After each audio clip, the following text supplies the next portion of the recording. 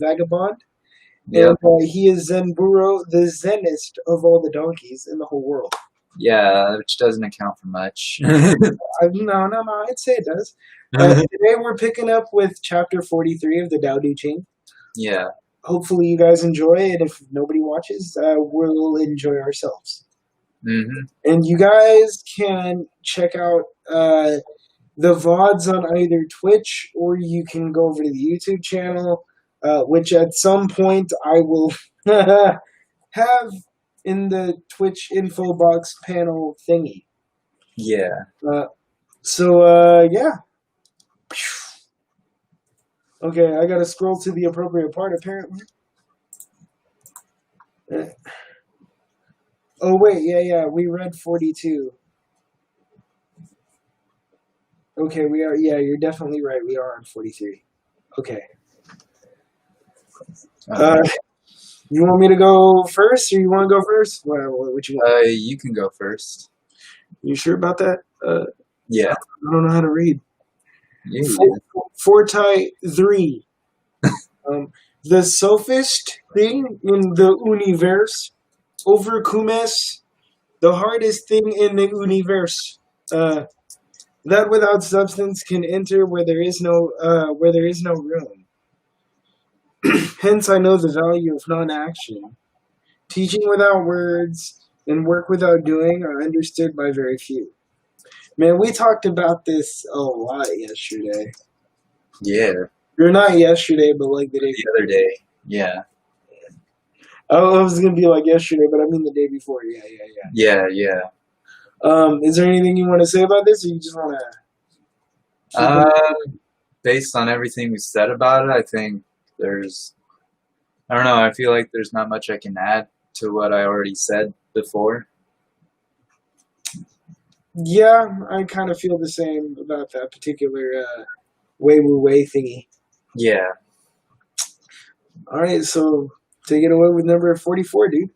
All right. Fame or self, which matters more? Self or wealth, which is more precious? Gain or loss, which is more painful? He who is attached to things will suffer much. He who saves will suffer heavy loss. A contented man is never disappointed. He who knows when to stop does not find himself in trouble. He will stay forever safe. He who knows when to stop does not find himself in trouble. This has a lot to say about like our conception of success, I think. What do you think? Yeah, I was gonna say it was also a lesson in like moderation and knowing when to actually, when enough is enough. Yes. Yeah, because also like those questions like gain or loss, which is more painful? Like, is loss really that painful, or when you gain something like, let's say more money or something like that, is that painful? Maybe it's not apparent, in the moment, but when you consider that it's another thing on your mind which you think about, which can burden you. In that sense, I think gain could be more painful than loss.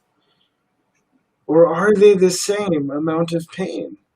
Yeah, and we're just mincing words. Right. I didn't mean to go like all, stereotypic like pseudo Asian master. Yeah. But like, so I was kind of thinking, so we're going to do Buddhism later at some point. I'm not sure when that's happening, but I think we both kind of decided we want to cover these three schools as much as we can. Yeah. But this is one of those areas where I think, like, even without the different varieties of Buddhism being like Theravada versus Mahayana, and then within the Mahayana, there's like a bunch of traditions. Yeah. Even without those distinctions, this is one area where I think Buddhism would kind of agree. Like, you can't experience the loss of something so heavily if you are not so attached to the idea that you've gained it. Yeah. That's I think that's where I was about to go, but yeah. My bad. Oh no, keep going. So that is definitely one component of it, right? Right. And I think like it might, I don't know, it might be kind of useful to like, I mean, in your own experience, how do you think people in our culture look at success? Uh-huh. And like, how might rather, if at all, is that our idea of success in this culture sometimes detrimental to it? Um, well, definitely acquiring more money because a lot of people I met are obsessed with that. Yeah, Especially in minimum wage jobs, that's a concern. Another thing is financial. Well, it's related, like um, like medical insurance and all, which I think is important. But you know, some people won't take a job if it doesn't guarantee stuff like that, right. which I understand. But at the same time, like, what else are you gonna do? Um, there's another point.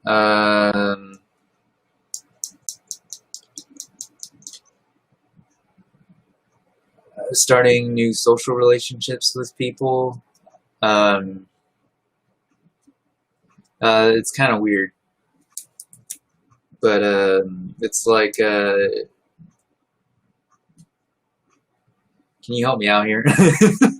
But I don't even know where you're trying to go at the Yeah. moment. Um, So you said people take jobs or deny jobs based on like things like pay scale and whether or not they provide insurance and right, right. starting new social relationships with people is just weird. Yeah, I don't know where I was going with that. I'm trying to figure it out. Yeah. Um, Because what I'm trying to say is that when I enter a new environment and I meet new people, I'm not expecting to make friends. I'm expecting to make acquaintances and possible friends. What was that? I just saw something on a program saying that this is good for migraines, and you might want to look some research on it. All right. Okay. Okay. hmm. Sorry about that. What was that? Something about Some migraine? new migraine medication. Are you interested at all? I'll do research later. Hmm. But anyway, So you recognize that there are tiers of emotion, like tiers of social relationships. Then, when you go into a new environment, pretty much, like, I don't go in with the expectation of making friends. right?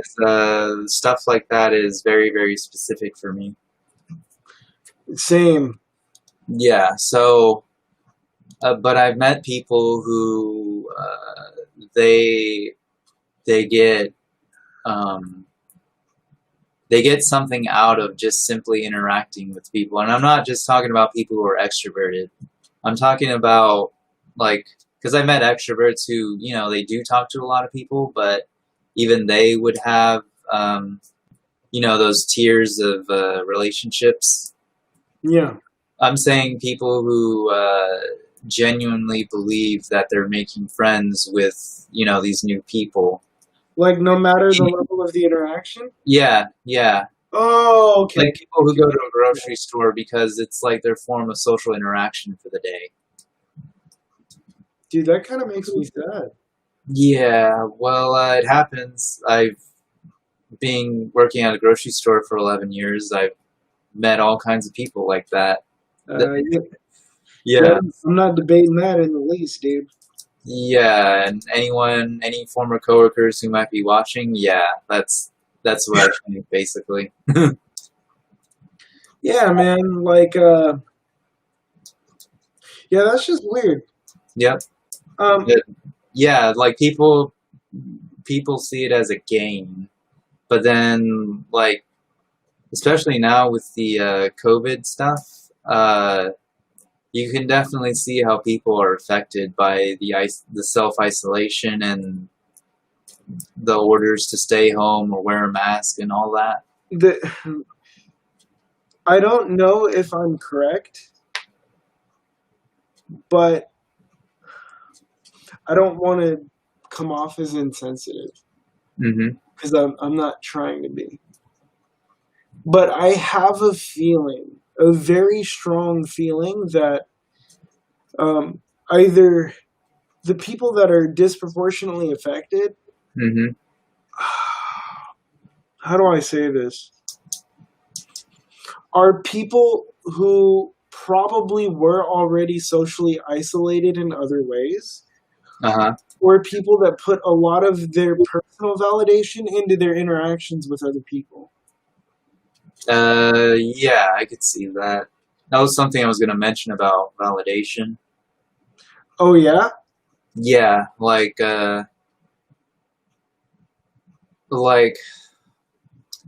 so, like an example, let's say I'm in the grocery store, right? This is the thing about this guy, dude. It's like, if you're watching, like, he has so many grocery store analogies that, like, man, I used to just concoct weird grocery store scenarios, like, before you'd come back home or whatever when we lived together, and then you'd end up talking about them, and it was weird. Yeah, Taoism in the grocery store, basically.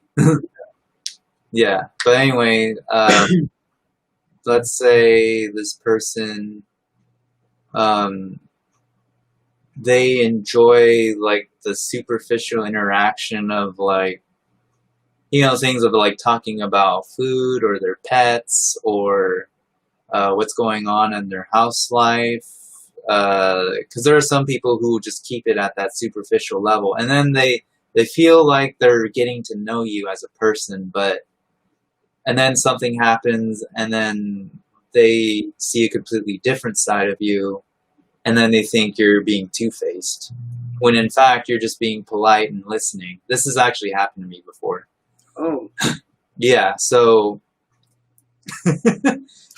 And I don't know what to say to you right now. Yeah. Something I'll probably tell you off stream. Oop. Am I on the air? I think I might be. Hello, hello.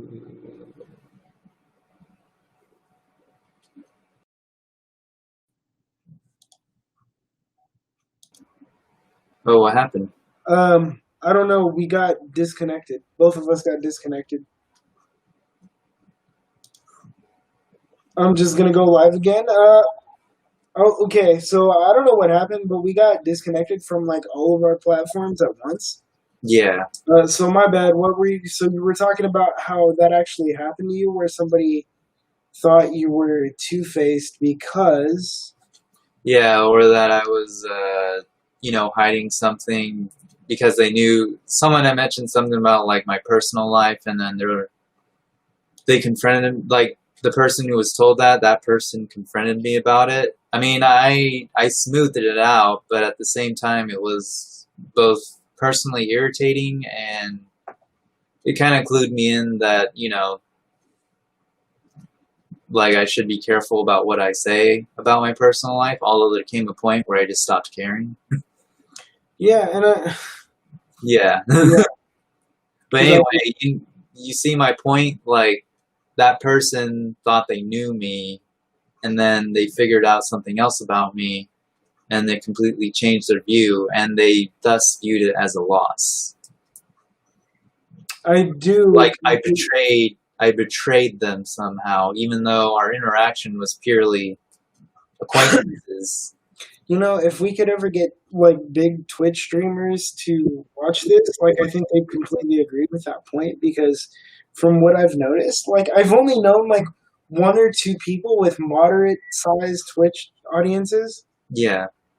I mean, nowhere near like 1 million, but like pretty like around 100K, like anywhere between like 10 to 100K. I know that's a big range, but like that's a pretty good size continuous following.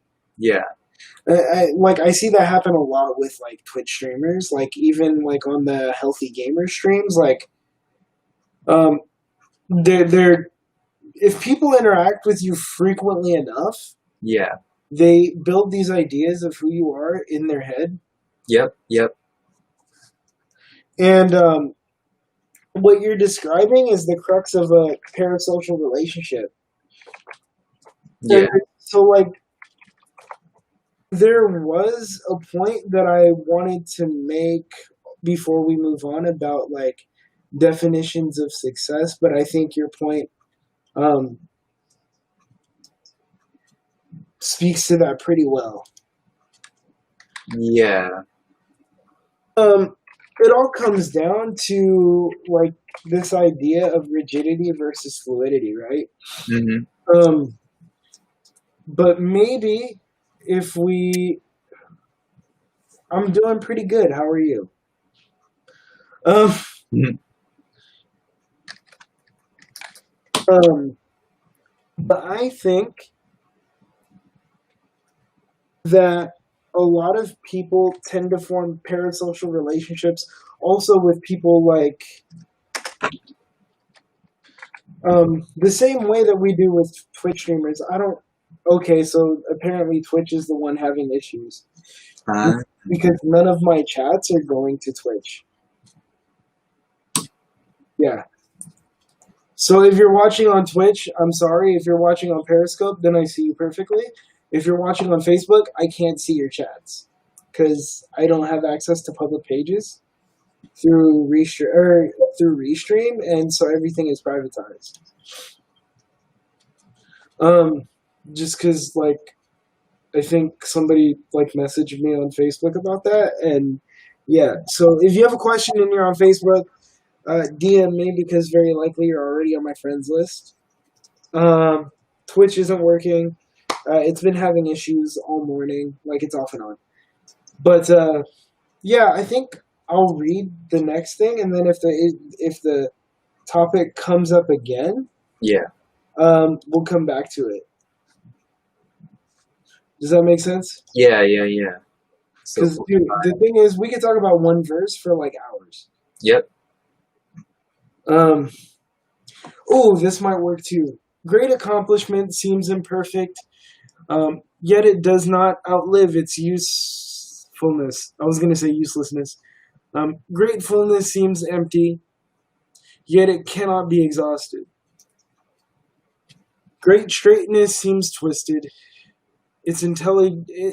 Great intelligence seems stupid.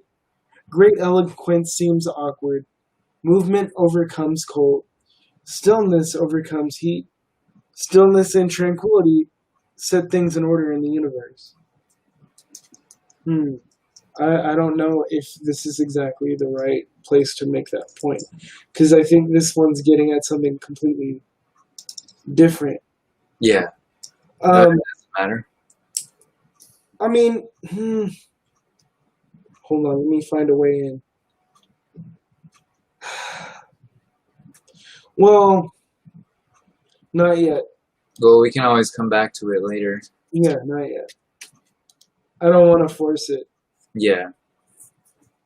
You want to read 46, and then we'll just, unless you have something you want to say about that last one.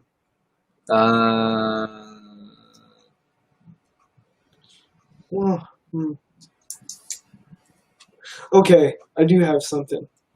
Okay. So, in the top, this is kind of what I wanted to talk about with the last verse, because I think the whole verse fit this theme. But, like, your contribution was dope, so, like, yeah, I'm glad we went with that. But great accomplishment seems imperfect. Mm-hmm.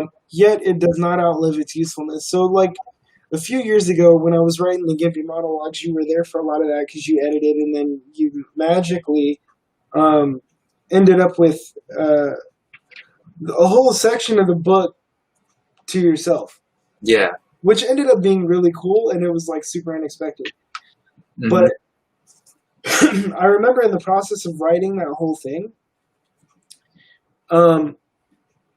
I had this idea that I was gonna, like, write this book of like monologues and poetry, and people were gonna perform it.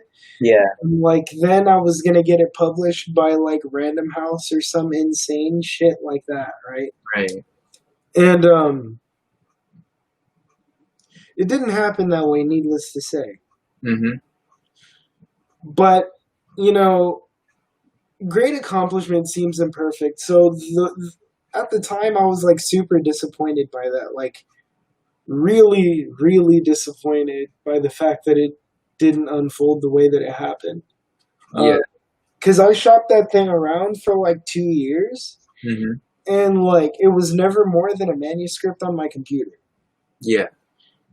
And then like apparently my mom didn't even know I was trying to get published. Mm-hmm. And then she met a random dude who was like a guest speaker in her English class at the time. And when she found out that I was trying to like publish some work that I'd written, like she hooked up the meeting with this dude, and then like I published the book in 2015. Yeah. And like part of me was surprised, disappointed, and delighted all at the same time, because I was still having difficulty letting go of that like traditional image that I built up in my head about what it meant to succeed. Yeah. But then like when I let that go, and you've been there for some of this, like I've had people tell me that like reading my little book, and it really is little, it's like 120 pages tops. Yeah. Changed the way that they looked at people with disabilities in general, and it changed the way that they interacted with their environment because of something that I put on paper for them. Yep. Or something that you put on paper for them. Yeah.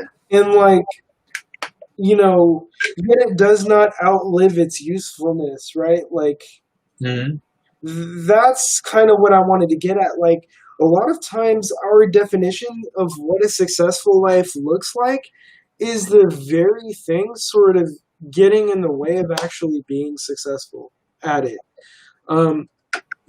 I found that the best thing to do is say, yeah, this is what I want to do, and I'm going to investigate every avenue possible to get that done. And I'm going to travel down each of these roads until something sticks. And we'd call that the shotgun approach in the West, but like, I'd consider it more of like the multifaceted, open-minded approach to success.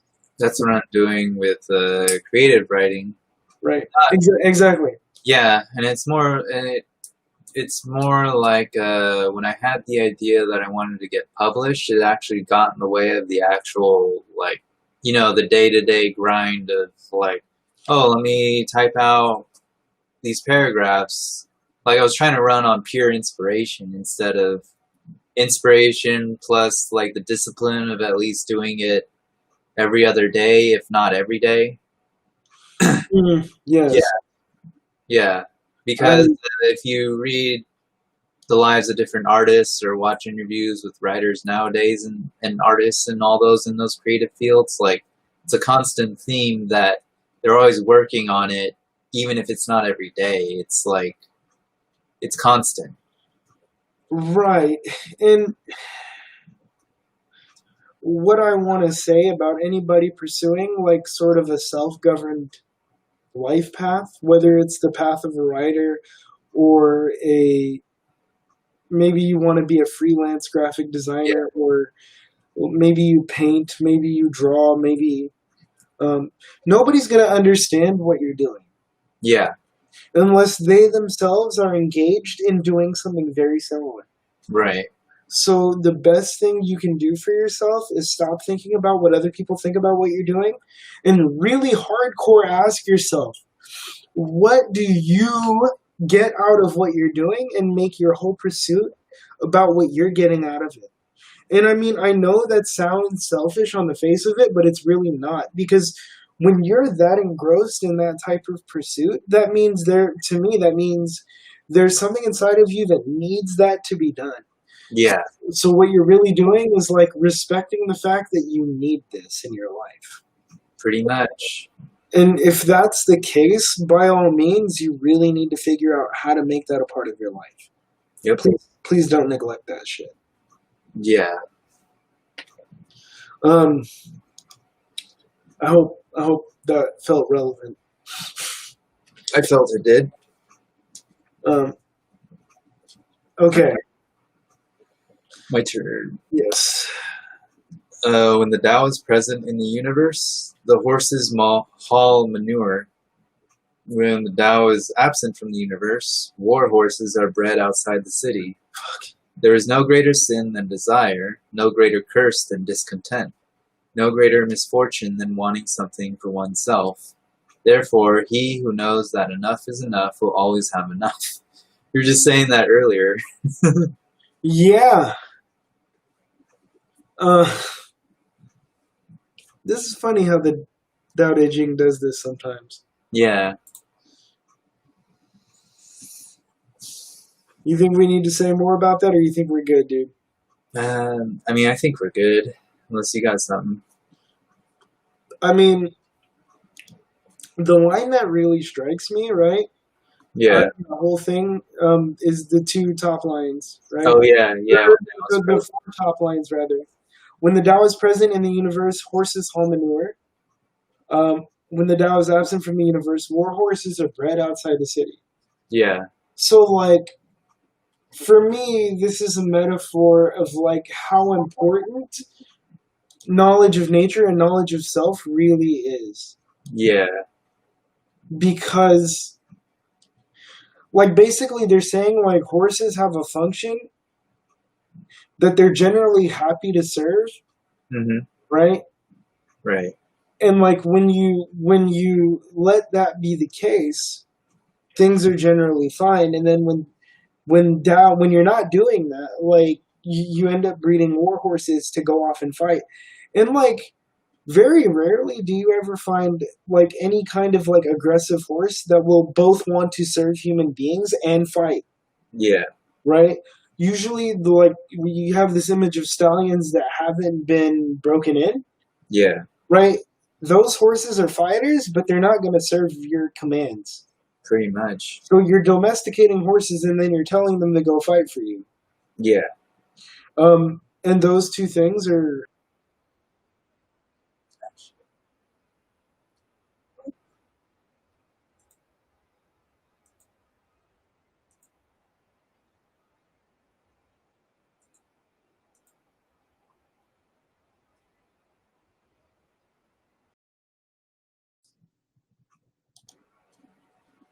I don't know what's going on. Yeah, me neither. I'm gonna...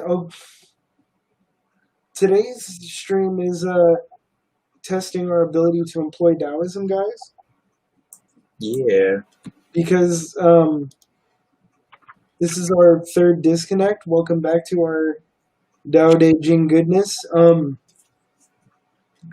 But it is getting really frustrating because... yeah. I was gonna suggest if it happens one more time, maybe we could just talk about what ideas we were talking about earlier instead of, like, reading the Tao. So if it happens again while reading... Yeah, you know what I'm saying? We'll just stop and have a random conversation?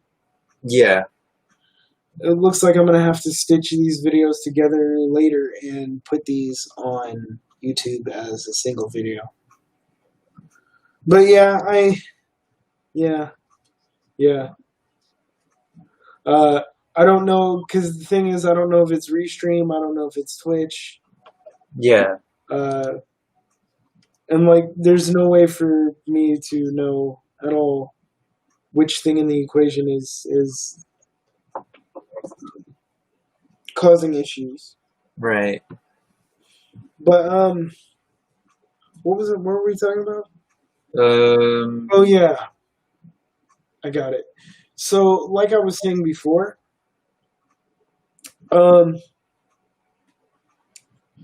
it's a really difficult thing to, like, live a life that you find fulfilling if you haven't taken the time or don't have the inclination to figure out who you are.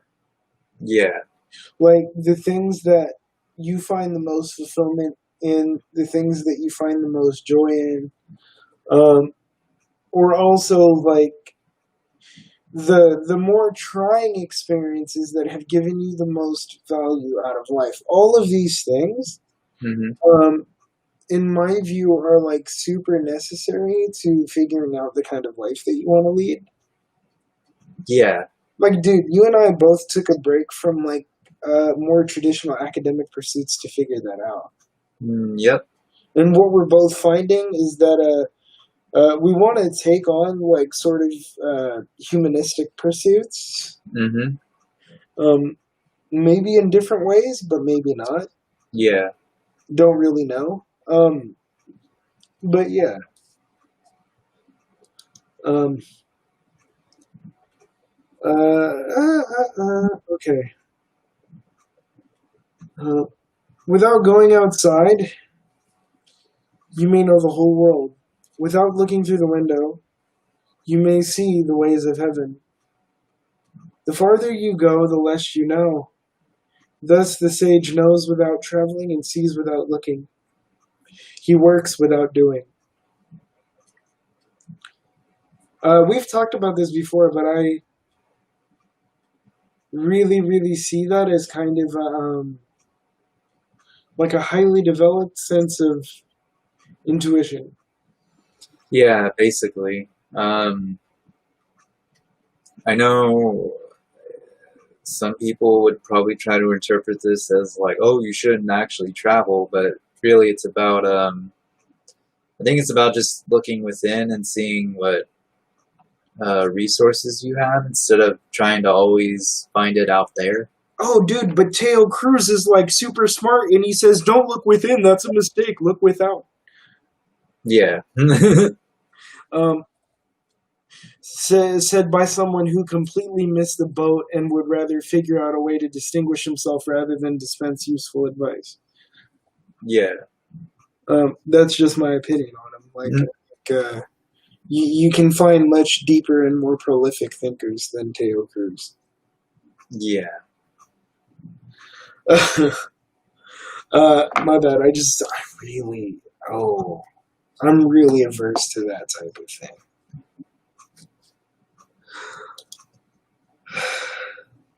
And so this one would be yours, 49, yeah? We're on 48. Oh. Oops. Sometimes you're small and I kind of skip over. Let's see. In the pursuit of learning, every day something is acquired. In the pursuit of Tao, every day something is dropped. Less and less is done until non-action is achieved. When nothing is done, nothing is left undone. The world is ruled by letting things take their course. It cannot be ruled by interfering. Dude. Star Wars. Yeah. Should I say more than just Star Wars? If you want. Do you want to say more than just Star Wars?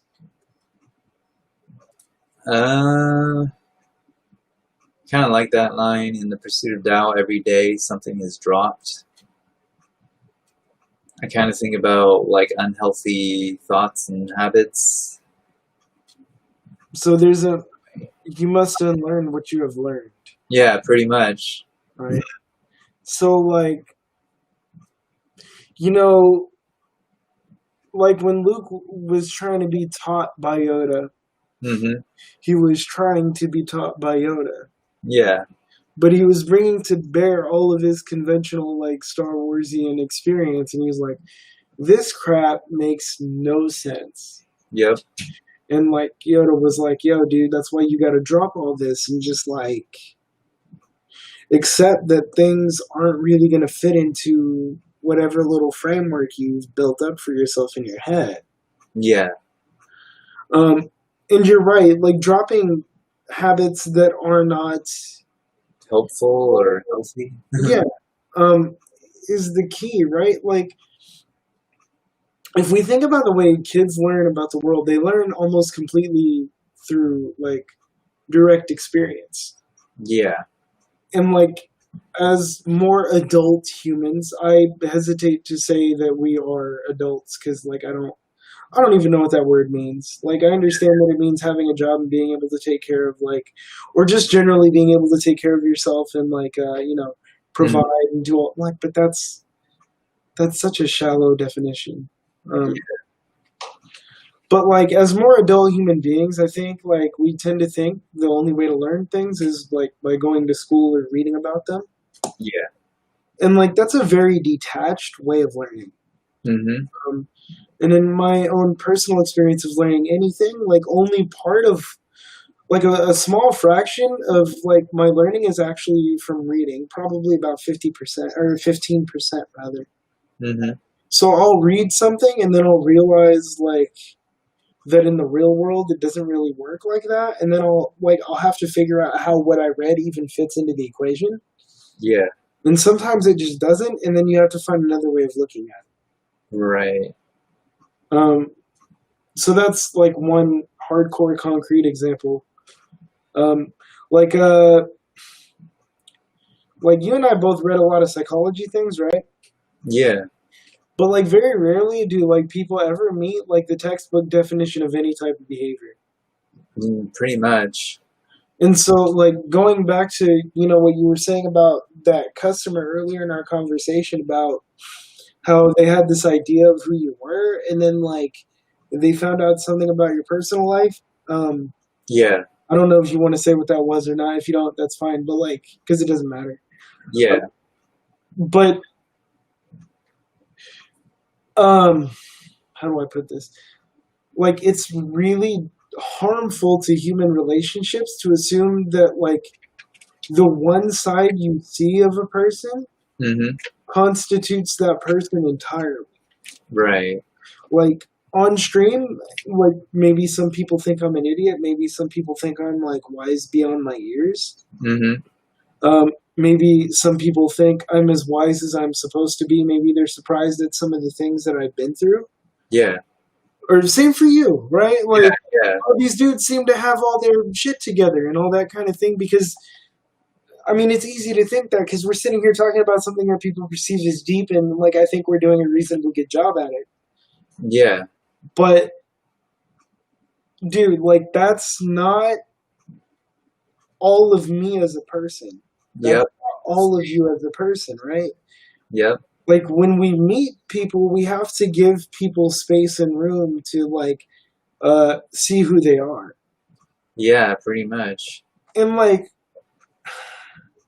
just because I accept you for who you are and like doesn't mean I'm going to like you. Yep. It doesn't mean that I'm going to want to spend all my time with you. Mhm. I mean, it doesn't even mean I'm going to want to talk to you, if I'm being honest. Well, yeah.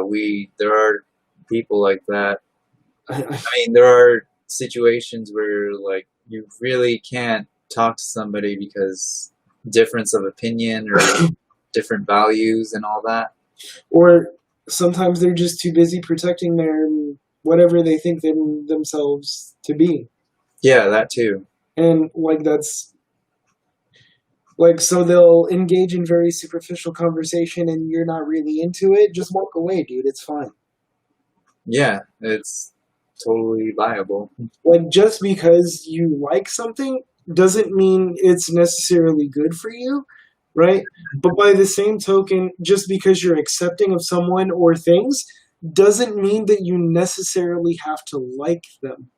Right. It just means that you've got to find a way of dealing with them somehow that's not entirely destructive. Yeah. And that's what I would probably say about that.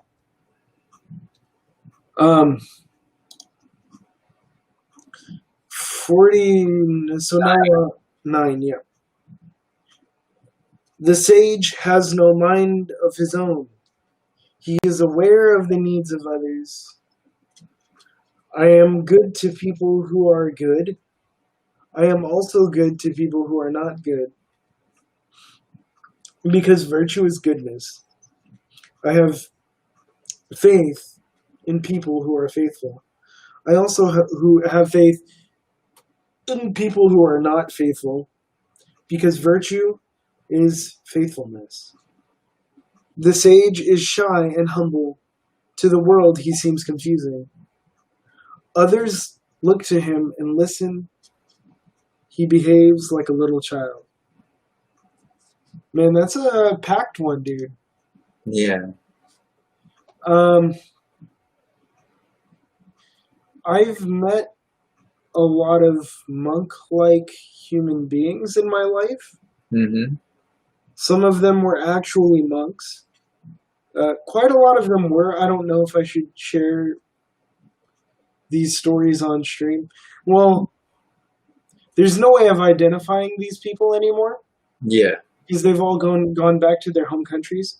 But I went through a weird period of life where like there were a few monks that thought I was like the Buddha incarnate or some weird thing.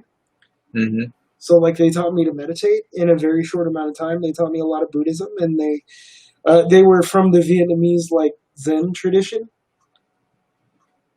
And like I don't know, for some reason they really believed in reincarnation, like literal rebirth of old people, Yeah. Yeah. right?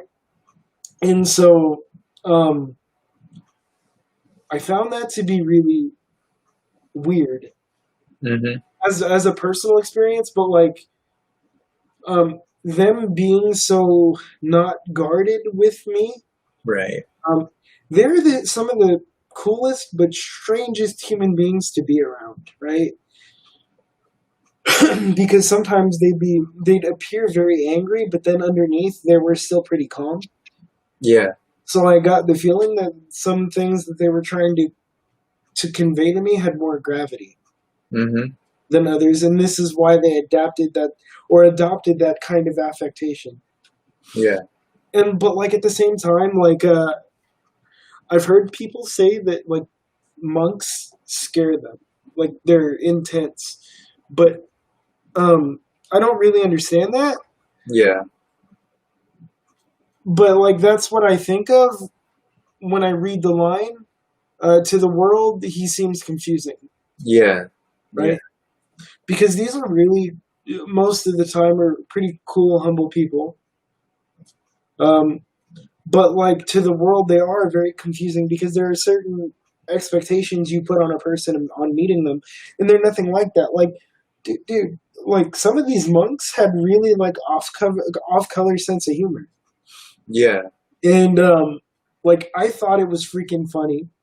Mm-hmm. But some people would get offended, and then other monks were like super proper everywhere they went, unless they were taking a dump. And then Right. There's a uh, whole yeah. yeah, There's also a whole bunch of stories about different Zen monks throughout history who completely different personalities, but what they all had in common was that they had a meditative practice, and they looked at things in that Zen way, like right, through the lens of Zen Buddhism. right. Yeah. Yeah. Yeah, like you'll find one, like you said, ones that are like really proper, maybe even celibate. Some that are like kind of crazy or seem crazy. Yeah. Yeah, If you're wondering what kind of person I became as a result of that experience, I was a little nuts for a while. I think that comes as a byproduct of feeling like you have to rush something. yeah, So, like, these people were trying to cram as much into me as they could in a very short amount of time. I think it was like between 3 and 6 months before they had to go home.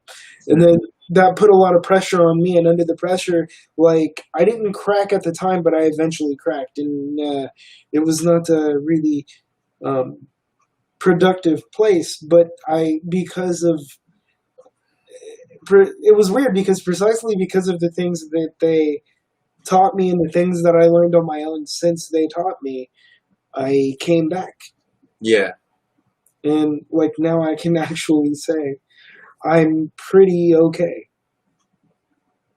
So if they ever watch this, thank you, because I wouldn't have been able to do it without any of you. Even the Brad Warner books I read, by the way, Brad Warner's books on Zen Buddhism are kind of amazing. yeah. Highly recommended, especially if you want like a good introduction to Zen Buddhism. Yeah. Yeah. don't be a jerk, and it came from Beyond Zen, is his attempt at explaining, I think, the first half of Dogen's Shobogenzo in more modern language, so that then you can go read the rest of it on your own. Yeah. And I think he's going to be doing more Shobogenzo-y things. Is it my turn to read? I think it's my turn. Oh. So we're on number 50. Yeah. Between birth and death, 3 in 10 are followers of life, 3 in 10 are followers of death. And men just passing from birth to death also number 3 in 10. Why is this so? Because they live their lives on the gross level. He who knows how to live can walk abroad without fear of rhinoceroses or tiger. He will not be wounded in battle, for in him rhinoceroses can find no place to thrust their horn, tigers no place to use their claws, and weapons no place to pierce. Why is this so? Because he has no place for death to enter. This, to me, speaks a lot about fear and anxiety. Yeah.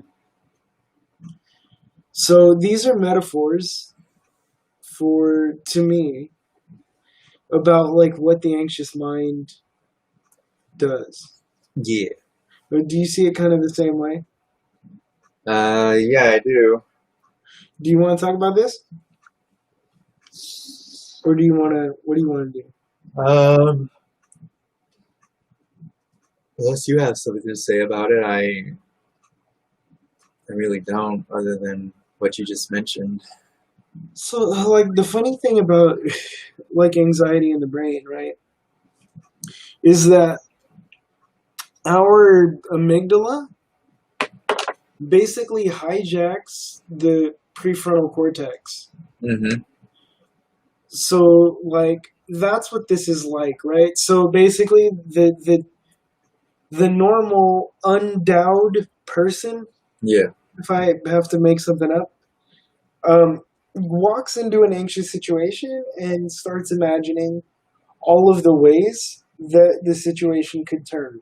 Mm-hmm. But instead of using them as sort of a coping mechanism, like planning different strategies in case that happens, Yeah. like circumstance after circumstance flashes in their mind and they get frozen up, or like they get angry, or or they run away. Right. Fight, flight, freeze. It happens even in social situations. Some people get really irritable. Some people they get frozen, and other people just avoid them entirely. Right. Usually, those are 3 really broad categories, and I apologize if I'm misrepresenting your personal experience. But someone who has been through some stuff, like maybe they went to therapy, learned some meditation, maybe they took some classes or did like a workbook or something. Right. You start to like figure out that one of the best ways to deal with like anxiety, and I'm not gonna talk about anxiety disorders because I think that's a different beast. And if you're having that kind of difficulty, I recommend finding a professional to talk to who can help you work through some of that stuff. Right. But like for normal everyday anxiety, like the best thing to do is like to realize that it cannot hurt you. Mm-hmm. The anxiety cannot hurt you. As a result of the anxiety, you might actually put yourself in other situations that might be more dangerous. Right. But like the anxiety itself can't hurt you. It's like just your unconscious mind generating a bunch of thoughts. Yep. To get you to react in a certain way. Because like anxiety on the face of it is an adrenal response that is supposed to help us be safe in situations that our minds perceive as threats. Yeah. And when you really understand that, you can start to like look at what it's telling you and be like, okay, these are things that I fear. So like if these things happen, these are some productive ways I can then deal with. That's actually the tactic I take. I kind of plan out the worst case scenarios that my anxiety brain like tells me. Yeah. And then if I can't find one, like when I was taking that language immersion class and I told you I was experiencing social anxiety, Mm-hmm. I just sat with it and I realized that the reason I was experiencing social anxiety is because I lacked the capacity to express myself in that language. Yeah. And then once I sat in the class for longer, the anxiety just went away. Mm-hmm. But your brain doesn't know the difference between actual danger and like pretend danger. Like it looks at them as the same. Yeah, pretty much. So it's up to you, the observer, to help it. Yep. All things arise from Tao. They are nourished by virtue. They are formed from matter. They are shaped by environment. And thus, the 10,000 things all respect Tao and honor virtue. Respect of Tao and honor of virtue are not demanded, but they are in the nature of things. Therefore, all things arise from Tao, and by virtue they are nourished, developed, cared for, sheltered, comforted, grown, protected, creating without claiming, doing without taking credit, and guiding without interfering. This is primal virtue. You know what that reminds me of? What? Part of it reminds me of Aristotle Yeah. in the oak. Mm-hmm. What do you think? Yeah, I think it's pretty apt. So, to kind of explain that to people in summary, like Aristotle was of the opinion that if you let a thing develop under favorable conditions, it will naturally become a strong example of itself, of what it should become. And this seems to very much agree with that. Like, if you just allow things to develop, like, they will just naturally become what they are. Yeah. And when you allow that to happen, like when you like let go of outcomes, well, we've talked about before, weird things happen, dudes. Like it's really kind of magical. I don't want to overstate it, but I also don't want to understate it. Sometimes it is the way that we think that is causing certain things to happen. I'm not saying like to blame yourself, Yeah. but what I mean is if you hold very tightly to a singular vision of a thing, Mm-hmm. there's a chance you'll make it, but there's an even bigger chance that like the tides of life will beat themselves against you and you'll end up feeling very weak. Yeah. So it's best to understand the flow of the tide and work with it rather than against it in many, many cases. That's not a blanket statement that applies to all situations, but like, use your better judgment. Yeah. Your turn. Yeah, we're on 52 actually. I auto scrolled. Here we go. The beginning of the universe is the mother of all things. Knowing the mother, one also knows the sons. Knowing the sons, yet remaining in touch with the mother, brings freedom from the fear of death. Keep your mouth shut, guard the senses, and life is ever full. Open your mouth, always be busy, and life is beyond hope. Seeing the small is insight, yielding to force is strength. Using the outer light, return to insight, and in this way be saved from harm. This is learning constancy. Anything you want to say about that one? Yeah, open your mouth, always be busy, and life is beyond hope. That's something like we do a lot as people. Yeah. Yeah. Something about keep your mouth shut, guard the senses, and life is ever full. Meditation helps with that. Also, like, I was having a conversation with my coworker today. Like, I made a joke that playing a lot of video games that have dialogue tree choices, like, if any of you played Mass Effect or any of BioWare's games, where you're a character and you have a select response of choices to make to another character who said something to you, or even games like Detroit or what other games are there like that? Like, I made a joke of like, yeah, those games taught me to actually keep my mouth shut and pay attention to what people are actually saying so that I can respond appropriately instead of thinking about, oh, what am I going to say next? I actually remember you telling me that. Yeah, like today I made that joke and was like, yeah, exactly. Like, that's how I do it. That's funny, dude. Yeah, listening is a very important skill. And I think the Taoists believe that too, because you also have to listen to the universe too. And if you can't listen to like someone you're talking to on a small level, like how are you going to listen to the much broader world? If you're Christian, because I used to be, Mm-hmm. the easiest way for y'all to understand this is like in prayer you speak to God, but God doesn't speak to you in prayer. God speaks in the silence. Mm-hmm. So the more you learn to listen, the more things will unfold. Yeah. Yeah. Mm-hmm.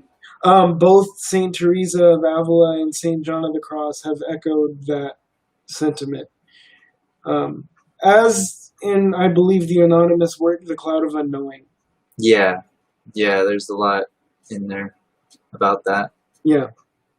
For any of you curious, I was once upon a time going to be a priest. Mm-hmm. Look at where I am now. I'm reading the Tao Te Ching. Do you want to keep reading? Or do you want to? Are there things that you would rather like sit and talk about? We can move on to other things if you want to stop here. So you want to talk about some things?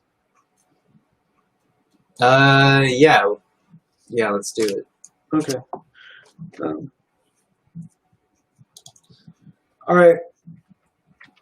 Now it's just you and me. What's going on? What you want to talk about?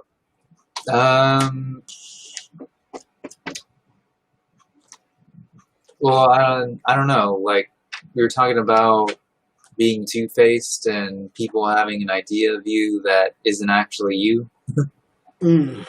Yeah. I was wondering what things you have to say about it. Why are you asking me? Because I want to know. But the sage knows all things yet nothing. No, I'm kidding. Man, I like when you started talking about that, I just started thinking of when I used to read tarot. Yeah. Which I have a feeling it might have occurred to you that I might talk about that too. Like in that moment? I don't know. Well, see, my lots of things occur to my mind all at the same time. So I just sort of assume other people's minds work that way. Oh, I wasn't really thinking about that, but it's relevant. Because, like, so I'm seen very differently depending on, like, what's going on, right? Yeah. So, you know this story. Like, I was sitting at a Starbucks with someone. I wouldn't even say we were necessarily close, but, like, he was somebody who, like, I would run into at a local Starbucks that I used to frequent before, you know, all the political things happened and I decided never to support Starbucks again. Yeah. But I was speaking Spanish to him, Mm-hmm. and this random, like, Merca dude, I don't even want to call him a white guy because, like, that would be disparaging to all the, like, decent white people I know. Yeah. But he was a Merca dude, like, kind of in a very, like, angry, stereotypic way, right? Yeah. And he was like, y'all, he literally said, y'all wetbacks need to go back to wherever the hell you came from. Go back to Mexico. And like it sucked because this particular guy that I was talking to was from Mexico, Yeah. and I looked something Mm-hmm. like you guys can tell I'm brown, Yeah. and I looked at the dude and I was like,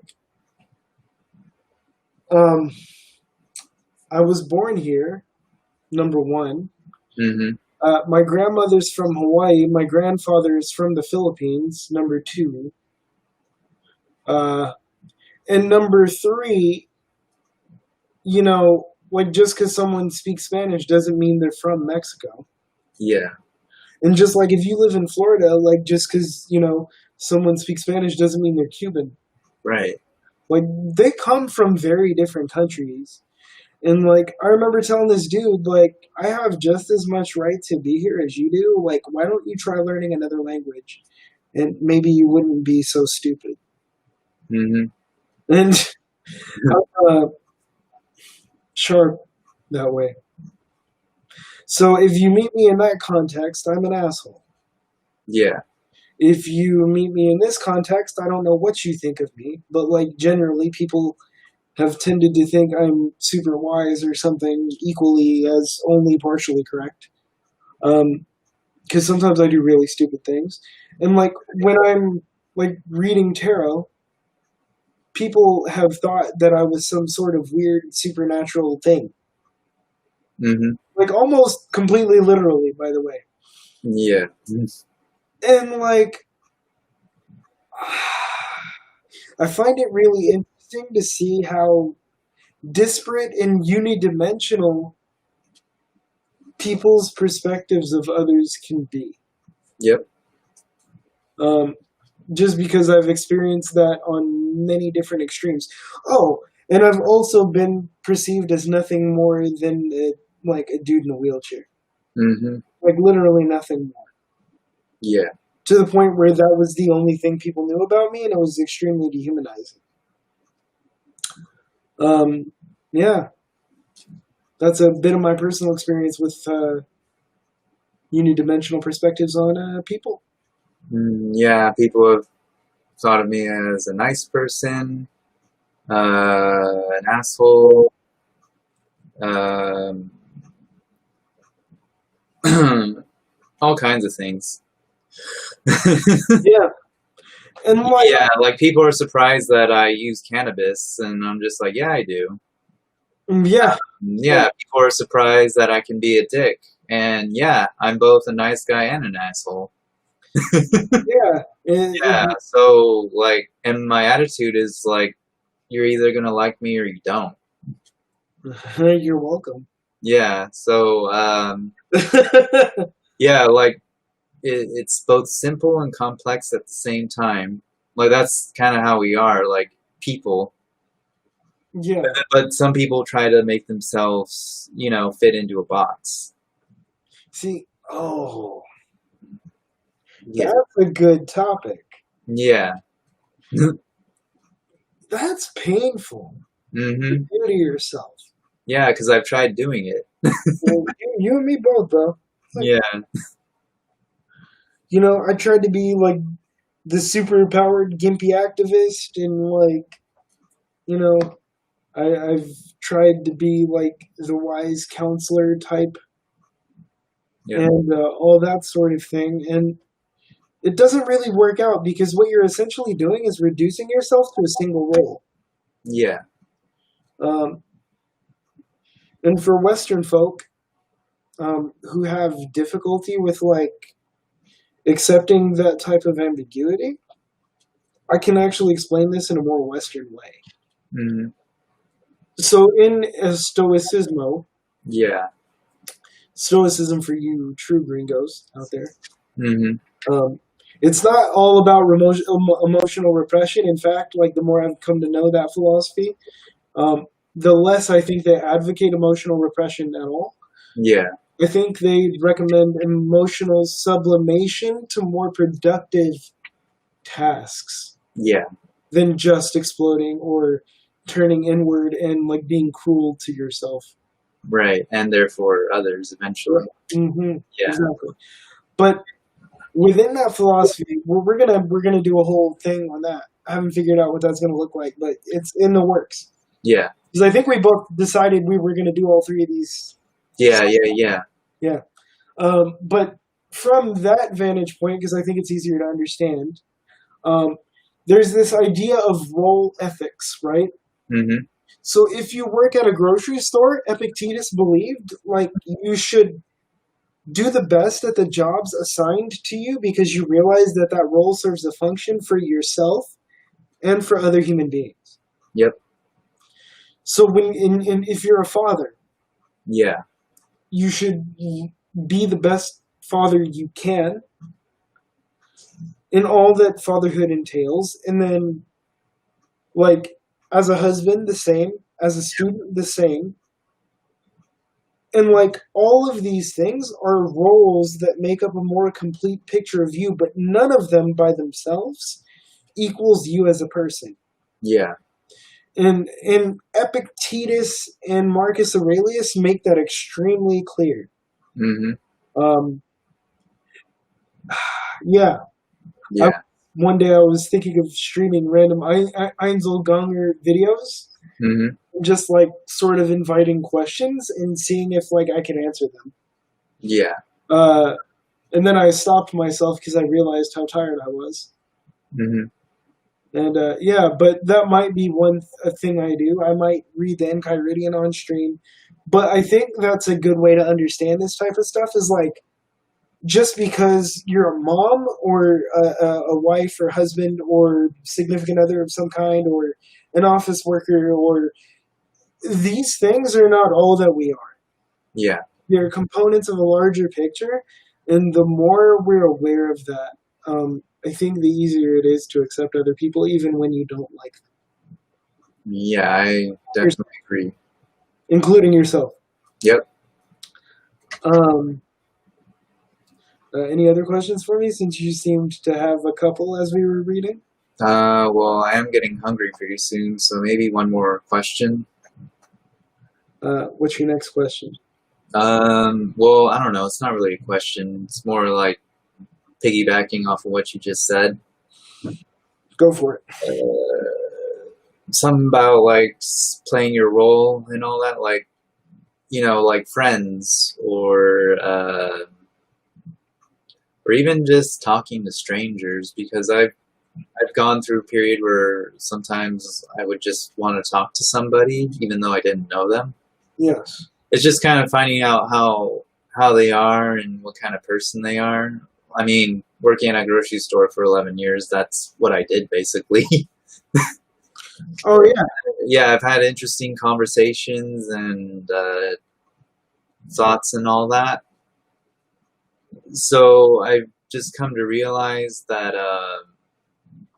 when people are really comfortable talking to you, their attachment to certain roles start to loosen, and you begin to get a clearer picture of who they are.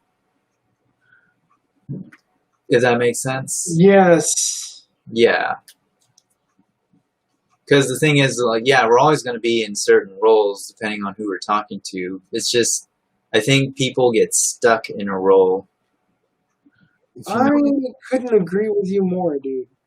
Yeah. And like it's like they don't know how to transition, or like they completely repress a part of themselves in order to, because they think that's what the role requires. But you don't really need to do that. You just need to find a way to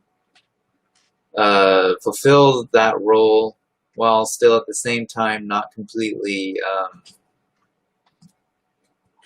suppressing your natural self. Exactly. Like if you're a naturally spontaneous person, and let's say you're like in the role of a manager, which requires a lot of like coordinating and communication. Like I've met managers who are spontaneous and they still manage to fulfill that role in a decent way. Like they'll be the type of person who tries the shotgun approach of like, okay, I'm going to tell these people what I'm thinking, and I'm going to do this, and keep in mind that I have these other things going on.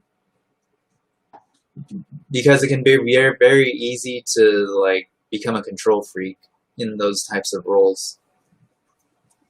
Yeah, definitely. Yeah. Definitely. And it's very easy, like I was talking about earlier, to just reduce yourself down to one thing. Mm-hmm. Like, you've met people like this, right? Like, kind of going off of what you were saying, like, when you ask them about myself, when you ask them about themselves, Yeah. the hardest question for people to answer is like, "Oh, who are you? Like, tell me about yourself." Because then they'll start listing a set of roles, Mm-hmm. right? They're like, "Oh, I'm an engineer. Like, I'm a dad. I have 2 kids. I have a Right. wife." Right. You've met people that's their default response, right? Yep. And like, one of the most frustrating things you could do for those people is like, um, you know that scene in Anger Management where Adam Sandler's character is in the group therapy thing with Buddy Rydell, Jack Nicholson's character, Yeah. Yeah. and he's like, he plays this dude named Dave, and Jack Nicholson's character is just like, "Oh, that's great, Dave. You're telling me a lot about what you do and like what you like, but you're not really answering the question. You're not telling me who you are." And Yeah. after like 3 or 4 rounds, the dude's like, "I don't know what the hell you want me to say." Yeah. Yeah. I'm like, dude, I've done that to people, and it genuinely happens. Yeah. And I was being kind of a jerk, but Mhm. I mean, it's just interesting, right? Like, um, we conflate like who and what we are so much with these titles that we take up in life. Yeah. And what I want to remind people of, first and foremost, is that above all else, you're a person Mm-hmm. with wants, needs, desires, flaws. Right. Some of them you might actually want to work on. And if you're in that boat, there are many ways to go about doing that. But when chasing, so like Stoicism is all about improving yourself, in my opinion. Like it's about using like the philosophy as a framework to help you embody your values as a person, as I think is Buddhism or Taoism, because this is why like all of these things are expressed differently. Like just because someone's Buddhist doesn't mean they agree with everything every other Buddhist says. Right. Taoism, scholarship versus practice, same. Mm-hmm. Stoicism, that's a complicated community Yeah. that I belong to. Yeah. Yeah. But uh, it's important to understand the value in it for you, and it has to be something genuinely important. Like if you struggle with anger, Mm-hmm. it's important to recognize that you struggle with anger. It's important to realize and recognize why you want to change your behavior around anger. Yeah. And it's important to recognize why that's remotely important to you. Yep. Because those reasons have to be solid in order for that type of endeavor to meet with any sort of positive net change. Mm-hmm. If you're like, oh, I want to like get over anger to be a calmer person, that's great. But like what I've realized, like personally, if Mm-hmm. you're wording goals that way to yourself, your brain doesn't know what to do with that. Right. So if you say like I feel angry, then I explode, and then I fight with my significant other or Right. my best friend, um, and I do not like hurting them in that way. Mm-hmm. That's more clear. Right. Um, and then once you figure out why you're doing it and what you're doing, then you can start to break those things down into steps that you can then measure. Mm-hmm. And then just commit to the practice and not necessarily be like, my goal is to wipe out my issues with anger by 2022. Yeah. Because everybody gets angry, dudes. Like, we all have things that upset us. And, like, it's not necessarily that we get angry that is a bad thing, right? it's all in how we handle that anger. Like I told you about a situation earlier in the day where like I was very upset, Yeah. but I don't want to share any of that upset with anybody in this situation because I don't feel like it would be productive. And that's an important step to make, like an important distinction. Like we're all gonna feel these things. It's just how are you gonna respond to them? Yeah. Yeah. Don't And I be, think that's an important lesson across all these Taoism, Buddhism, Stoicism. Buddhism thinks all this shit is an illusion. I mean, in a way, Well, in a way, I think even Hinduism treats it all like an illusion. Brahman, depending on if you subscribe to Brahmanic Hinduism or not, there. Yeah. But Discussion for another time. oh yes. Yeah. But yeah, dudes. I think I'm also hungry. Yeah, me too. So with that, I think we're gonna go grab some food. Yep. I'll figure out what to do with the stream cutting in and out and the resulting videos. Yeah. In the next couple of days, I'm not gonna like try to deal with that right now because I'm gonna eat and then I'm gonna go for my daily walk and do my mindfulness stuff and just go on about my day. And you, sir, I will see you tomorrow. Yeah. Yeah. Not on stream. We're not streaming tomorrow because we're having human days where we just do whatever the hell we feel like. Yeah. We're gonna eat some good old hot wings. Yep. Can't wait. Yeah, dude. So I'll see you tomorrow, and I'll see the rest of you probably. What's your Sunday like? You know what? Good question. I have to check. Maybe Sunday. Yeah, maybe Sunday. Yeah. So with that, have a good rest of your week, dudes.